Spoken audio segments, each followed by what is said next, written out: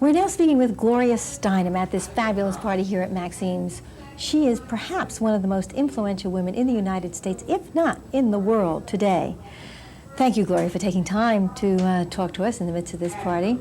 But I also want to say thank you. I want to say thank you for Ms. I want to say thank you for the women's liberation. And I want to say thank you for making women proud to be women.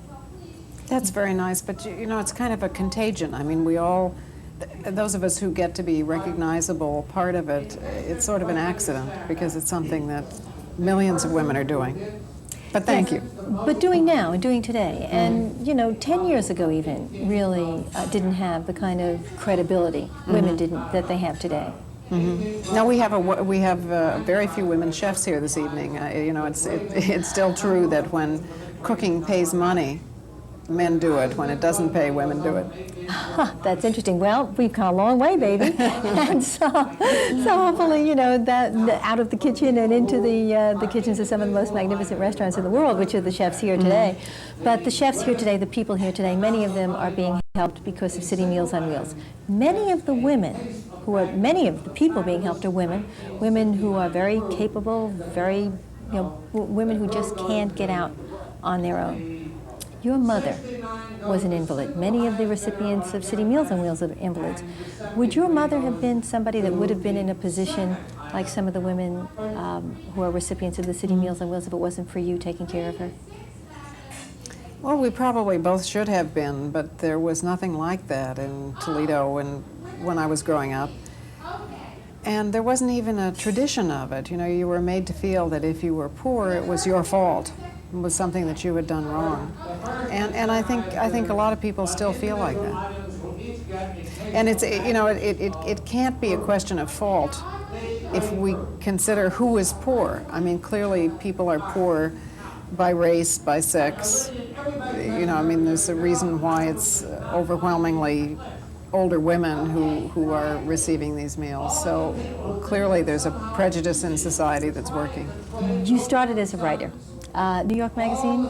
New Yorker Magazine? Yes, well, New York, but before that I'd been freelancing for lots of different magazines and also writing for television and so on. But I was, at that time, I mean, still now, but especially then, if you were a woman writer, you were supposed to write about fashion or lipstick or children or something. And it's because I was interested in writing about politics, I could never, or almost never get those assignments until New York Magazine came along. And then I wrote the City Politic, and I wrote features for them. So that was the beginning of the time in which my interests and my writing came together. Otherwise, I was always writing about something in order to make a living and also working in politics on the side. You used to say, and take it as a compliment, when people wanted to compliment Gloria Steinem, they said, "You write like a man."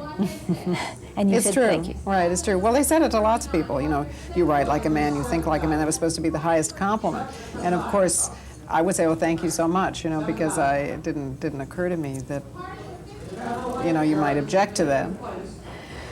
You write now for Ms. Magazine, among other things. You started Ms. Magazine. You're one of the founding mothers of Ms. Magazine. But not just Ms. Magazine. Ms., as I mentioned in the beginning, Ms. as an identification for women. How did that start? Well, actually, we were looking for a title for the magazine, and we, as you can imagine, went through, you know, hundreds of titles, and Ms. was just then being suggested by some women as a way of dealing with situations in which you had to give some form of address to indicate gender, but, you know, women still had to say Miss or Mrs., and men had only to say Mr., so women were still identifying themselves by their marital status. At the time, we thought that Ms. was something that came from secretarial handbooks in the 1930s. So that was the earliest usage we'd seen. It was recommended then as a way of dealing with situations in which you didn't know, you know, the woman's marital status. Later, we discovered it was in the Oxford English Dictionary from the 16th century. So it's been around for a very long time. But really, we brought it back into currency, and now a third of American women use it. Well, I use it, that's for sure. And even, a lot of people have been reluctant, but even the New York Times, I hear. Finally, the New York Times, yes. It took them a long time. I mean, before they would use Ms., they were changing ethnic names, you know, like Cassius Clay to Muhammad Ali. They were changing transsexual names and all the pronouns from his to her or vice versa, and they still wouldn't use Ms., but finally just last year they gave in. I hear you sent the editor flowers. I did. Right. When he finally Yes, said, hey, right, you know, right. it's time. Right. You have written a book about Marilyn Monroe. Matter of fact, I bought the book, and it's a big book, expensive book, but also wonderfully written. Why Marilyn Monroe? Well, I had written about her once in 1972 for Ms. Magazine. That was the 10th anniversary of her death, and I was kind of haunted by who she might have been, or would she have been helped if she had lived in a slightly different time, because then we were beginning to realize that we'd all been called upon to play, or most of us have been called upon to play a particular kind of role, almost a female impersonator kind of role, and that probably there was a different person inside her just as there was a different person inside all of us. And when I wrote this little essay, it was a tiny little piece, but there was a lot of response to it. Apparently a lot of people also had a kind of rescue fantasy about Marilyn. You know, could she have been helped? Could she have been saved? And I remembered that. So when the editor at Holt, Dick Seaver, called me and said that he had unpublished photographs of Marilyn from her last summer alive, and would I write the text? I mean, he was saying, well, it's time for a woman to write about Marilyn because the other major books had all been by men, which, you know, I certainly agreed with, but I remembered the response to this other piece, and also that I was still curious. I mean, I had not found out who Norma Jean, which was her real name, who was the Norma Jean inside this creation, you know, whom we knew as Marilyn. So it got to be a kind of detective story for me. I got hooked. We were talking about Marilyn Monroe, who is a big star. But you're a big star. You're not an actress. You're not a singer.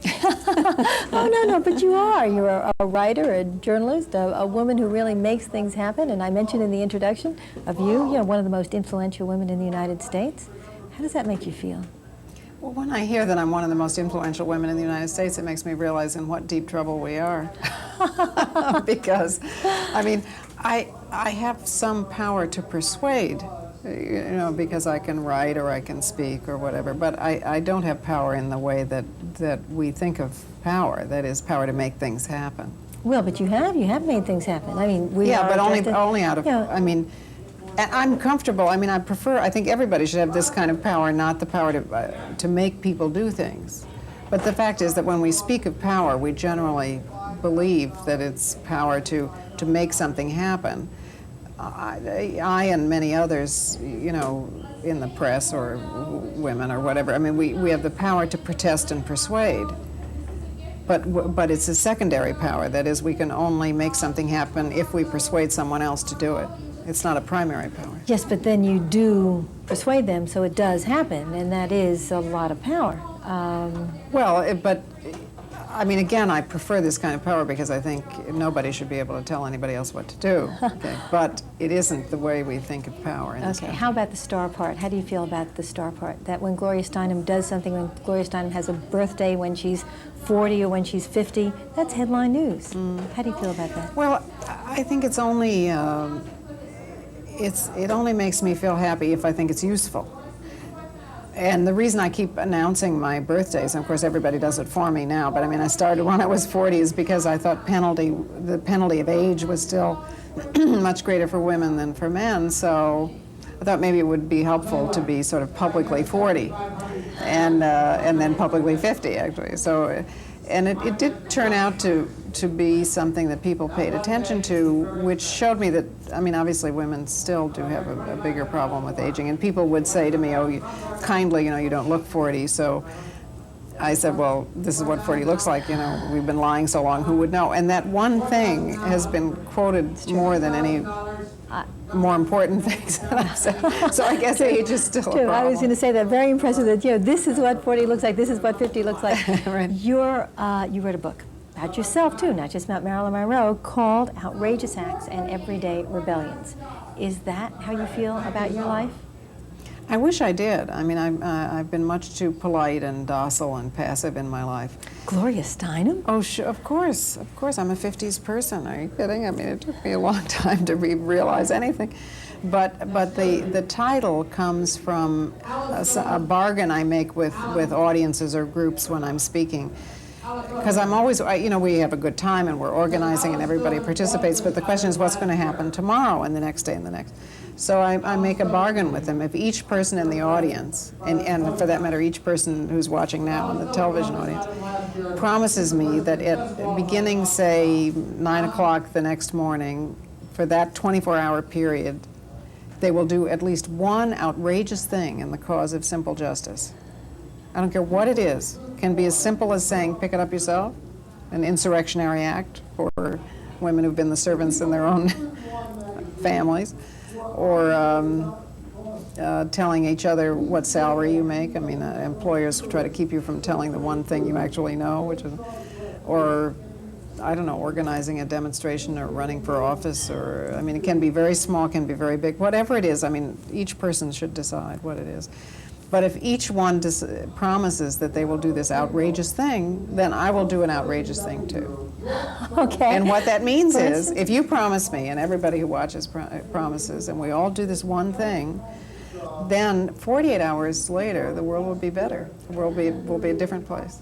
Okay, if I promise to do an outrageous thing tomorrow, will you promise and come back and be a guest on my show another time where we can do a whole show together? Yes, that's not outrageous enough, but we can do that too.